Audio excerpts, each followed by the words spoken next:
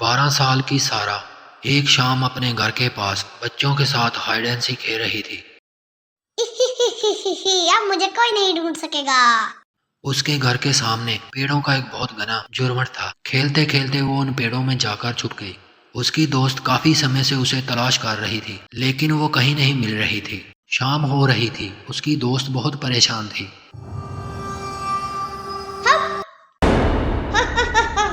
मैंने तुम्हें डरा दिया, डरा दिया, डरा दिया।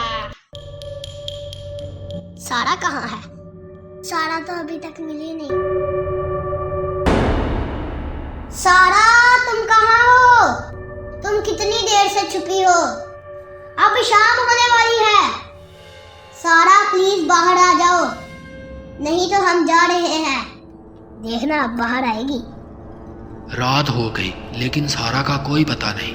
तुम कहाँ हो मेरी बच्ची? सारा मेरी बच्ची। दादाजी उसे हर जगह ढूंढते हैं। वो अपने दादाजी के साथ रहती थी। उसके माता पिता की बहुत पहले ही मृत्यु हो चुकी थी।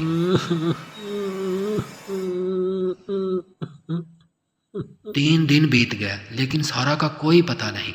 उसके दादाजी अक्सर दरवाजे में बैठकर रोते रहते। एक दिन सारा की सहेली दादाजी के पास आई। वो दादाजी से आकर कहने लगी, दादाजी, क्या सारा के बारे में पता चला? मामा कह रही थी कि दादाजी से सारा का पूछ के आओ।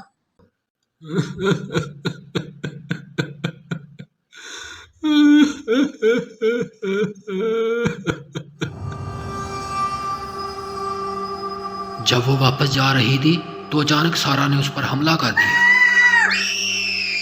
लड़की की चीख सुनकर दादाजी उसके पीछे गए।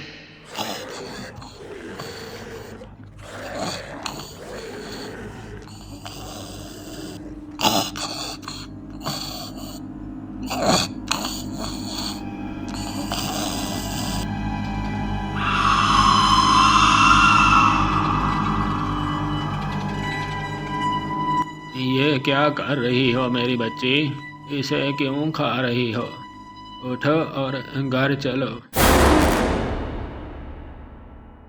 नहीं दादाजी, ये बहुत स्वादिष्ट है। आप चलो, मैं आती हूँ। सारा बदल चुकी थी। ज्यादातर अकेले बैठी रहती और वो खाना भी नहीं खाती थी और किसी से बात नहीं करती थी। दादाजी उसे आवाज़ें देते, वो उनकी बात नहीं सुनती थी। वो अकेले बैठकर बुड़बुड़ाती रहती। अंजू के पापा भी रोज अंजू के बारे में पूछने आते। उनको लगता था कि जैसे कुछ दिनों बाद सारा मिल गई, ऐसे ही अंजू भी मिल जाएगी। 10 दिन हो गए, लेकिन अभी तक अंजू का कुछ पता नहीं चला। अंजू के बारे में अगर कोई जानता था तो वो थे दादाजी और सारा। रोज ही सारा अंजू का मांस खाने जाती थी। ये देखकर दादाजी बहुत परेशान होते कि सारा को क्या हो गया है, लेकिन वो सारा से बहुत प्यार करते थे, इसलिए उन्होंने किसी को कुछ ना बताया। जब अंजू का मांस खत्म हो गया तो सारा भूखा रहने लगी। उसका रंग भी काला पड़ गया। संडे को बच्चे फिर सारा के साथ खेलने को आ गए। दादाजी को बच्चों की बहुत चिंता हो रही थी, इसलिए वो बाहर खड़े होकर उनको देख रहे थे। वो मन ही मन में डर रहे थे। सारा ने एक बच्चे से कहा, मेरे साथ आओ, मैं छुपने के लिए एक अच्छी जगह जानती हूँ। हम वहाँ जाकर छुप जाएं तो कोई हमें ढूंढ नहीं पाएगा। वो उसे घने पेड़ों के बीच में ले गए। आजो आजो, जल्दी आओ, छुप जाओ, आजो जल्दी आओ। फिर वही हुआ जिसका दादाजी को डर था। थोड़ी देर बाद सारा वापस आई, लेकिन उसके साथ में बच्ची नहीं थी। दादाजी समझ गए कि क्या हुआ। जब खेल खत्म हुआ तो सभी लोग बच्चे को ढूंढने लगे, लेकिन बच्चा तो कहीं नहीं मिला। इस बात से फिर पूरे इलाके में दहशत फैल गई। सभी लोग दादाजी के घर को भूतिया मानने लगे। लोगों ने दादाजी के घर आना बंद कर दिया। कई दिन बीत गए कि सारा ने कुछ न खाया। एक दिन सारा अपने ही हाथ काट रही थी और वो भूख के कारण चिल्ला रही थी, मुझे भूख लगी है। जब दादाजी ने उसकी ये हालत देखी तो उसके लिए रोटी लेकर आए। दादाजी नहीं चाहते थे कि वो किसी और को मारकर उसका मांस खाए। दादाजी उसके पास आए और बोले, बेटा कुछ खा लो, पहले तो तुम यही खाना खाती थी।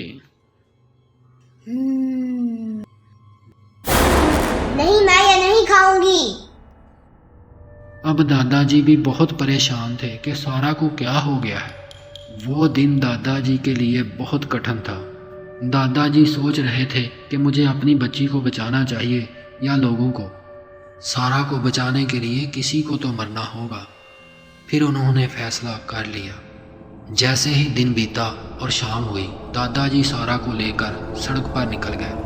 काफ़ी इंतज़ार के बाद एक कार आती दिखाई दी।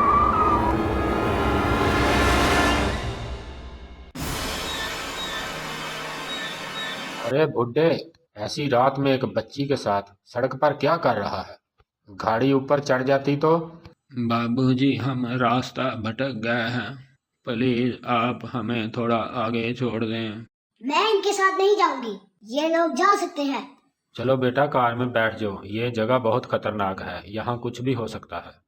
लेकिन मुझे नहीं जाना। क्या हुआ बेटा, तुमने मना क्यों कर दिया? कार में कोई बच्चा नहीं था, मुझे एक बच्चा चाहिए। ये सुनकर जैसे दादाजी की तो जान ही निकल गई। पहले तो उन्हें लगता था कि मेरी बच्ची को मांस खाने की बुरी आदत लग गई है, लेकिन अब उन्हें यकीन हो गया कि ये मेरी बेटी नहीं है, ये तो कोई डायन है, बच्चे खाने वाली डायन। अगर मैं बच्चा होता तो ये मुझे भी खा जाती। लेकिन दादाजी उस डायन से डरकर कुछ ना बोले।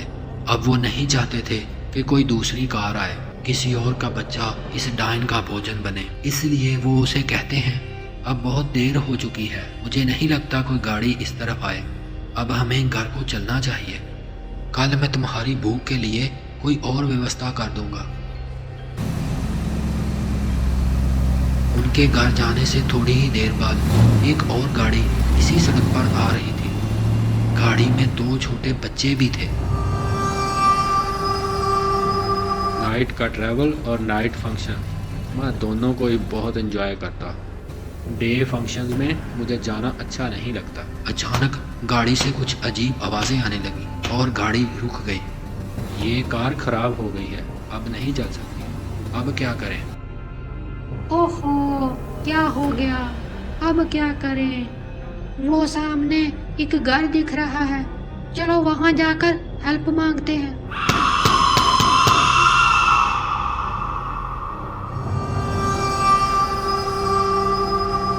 क्या वो अपने बच्चों को डायन से बचा पाएंगे या डायन उन्हें खा जाएगी? अगर ये डायन है तो सारा कहाँ है? क्या दादाजी सारा को ढूंढ लेंगे? पार्ट 2 जल्द ही आ रहा है। वो देखने के लिए वीडियो को लाइक करें और चैनल सब्सक्राइब करें।